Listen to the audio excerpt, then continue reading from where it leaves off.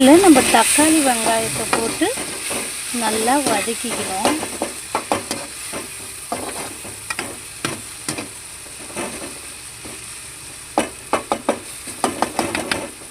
தக்காளி வெங்காயம் பூண்டு எல்லாத்தையும் எண்ணெயில் போட்டு நல்லா வதக்கிக்கணும்.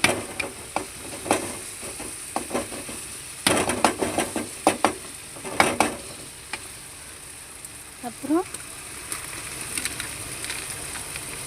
சிறிதளவு மிளகாய்த்தூள்,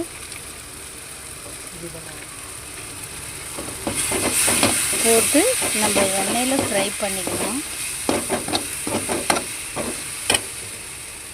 சிறிதளவு மஞ்சள் தூள்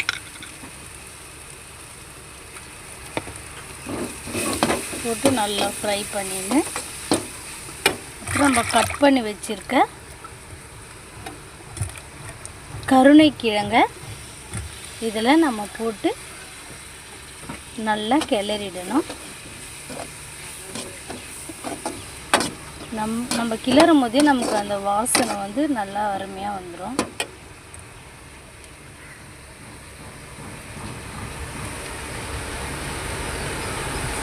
இது வந்து கிளறினே இருக்கணும். நம்ம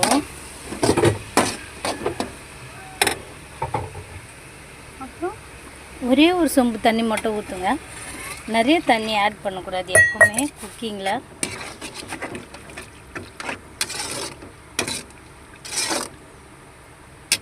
இப்போ நம்ம இதை வந்து பெரிய